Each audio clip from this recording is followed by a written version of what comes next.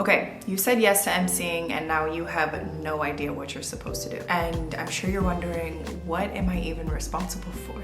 So when you get hired as an MC, what they're really saying is, we trust you to carry the energy, the timing, and the overall experience in the room.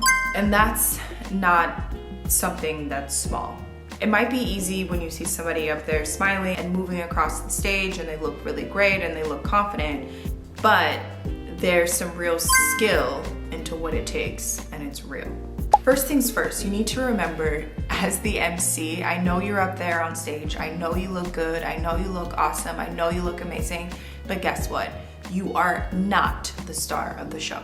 Yes, you do have a mic in your hand, and yes, you are on the stage, and all eyes are on you at certain moments. But your job is to not make it about you. Your job is to serve and to serve the event. You need to hold space. You need to elevate people. And you need to elevate the people who are the stars of the event. So that could be a speaker, a bride, a CEO, guest of honor, doesn't matter. Your job is to serve. And you're not only serving that aspect of it, but you also are serving your team because you are a part of a bigger team. And the best MCs are the ones who understand the full production picture. They're the ones who stay in communication with the producers, with the AV team, with the front of house, with the stage manager, the speakers, the clients, food and beverage, honestly, all the other teams. Because when it all flows, it's because everybody is aligned and you are one. And you're a part of that, so it's including you. Let me help answer the real questions I know you're thinking. What am I supposed to even say on the stage? That kind of depends on the event, but ideally, at the very least, you're opening the room, you're welcoming the audience, you're introducing the speakers with the different segments, you're managing the transitions, and closing things out with presence. So you'll also maybe likely give shout out to sponsors, you'll give timing cues, and you'll have to improvise with things as everything shifts. Another question that everybody has is, what about the script? Am I supposed to write it? The agency or the client will provide the script for you. It's super important to make sure that you actually read the script and you go over it and you are able to introduce change and make changes of the script. And you read the script so you can kind of understand the flow and understand what to do in case something happens. So you may or may not be asked to write the script, normally not until you're more professional, until people can trust you a little bit more, then they give you a little bit more leadway in writing the script. Next question, do I need to stay on schedule?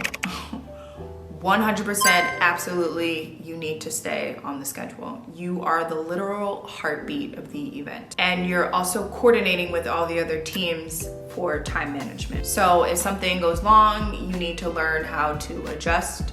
And if there's a delay, you fill it in, but you need to constantly keep things moving. Another question is, why do people get paid so well to be an MC? And from experience, when you do it well, the audience feels taken care of. The most important thing about the event is the biggest question, which is, how does the audience feel? And if the audience feels good, then it's 50% of a job well done of the event. So if you're able to get up on stage and you're able to deliver, you're able to problem solve, you're able to manage time, you're able to manage working with teams, then you're gonna be paid very well to be an MC. And so let's talk about everything that happens before you even step on the stage. So here's what your pre-prep show might look like. So you should review the run of show. You'll have a schedule of what the different times, all the things that are going to be happening during the show. You need to know what are the timings, what are the time limits. You need to know who's speaking. You need to know when there's a break. You need to know when there's lunch, if there's dinner. You need to know when the audience is moving in and out of the room. Are you supposed to follow? You should also always read and edit the script. So like I said before, you will normally be handed a script, but I suggest if you want to be a next level MC and not just a master of ceremonies, then you actually need to read a script and you need to read it out loud. That means you need to stand up and you need to practice. You need to adjust to make it sound a bit more natural. You need to understand where you can punch up the energy, where to add your own flavor, your own punchlines, your own twist. It's going to vary event per event, but you definitely need to read the script and you need to know the flow of the show, which is another aspect that's extremely important. You need to understand your flow. So the first 30 seconds of going out on stage, are you amping the audience up or are you giving them solid information? That's super important. You need to also know how you're closing the show. Are we building momentum and building energy, or do we want the audience to sort of stay calm and stay in their seats and wait for the next line of communication that's happening? You have to practice that, and you should practice that out loud and more than once. Another important preparation is clarifying names, titles, and pronunciation. So nothing kills the energy faster than calling someone up on stage and saying their name wrong or saying the wrong job title. Do your research, use LinkedIn, use Google, practice like it actually matters. And if you don't have the right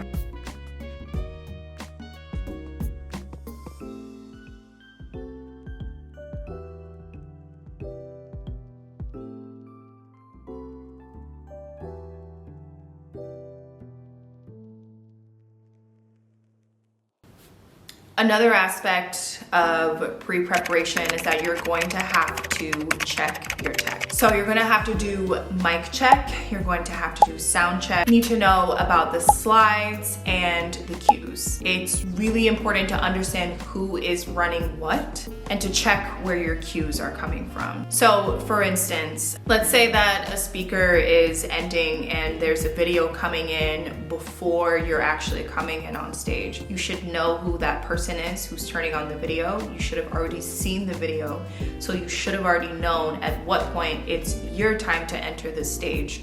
Maybe you enter the stage and you're supposed to be on directly after the video ends, or maybe you're starting off in the back of the crowd and after the video ends you're getting the momentum to come up and to bring the audience up with you and then to go up on stage. You also need to have good coordination with the teams. So who's your contact if something goes wrong mid-show? Are you wearing in-ears? Is there a countdown clock? Is there a downstage monitor for you to be able to look at all times, which shows the show time? You have to also, in this aspect, be proactive. So don't wait for somebody to tell you what all of this information is. You definitely need to ask. Another great preparation is packing your essentials. Have your outfit, also have your backup outfit, have trusty shoes, have water, have your notes, have your emergency kit in case something happens. You are literally the calm in the chaos, and everyone is looking to you for that. And so a part of that is being 110% ready and ready for anything. You also need to check your mindset. Emceeing is a service. I actually remember an event I did just last week.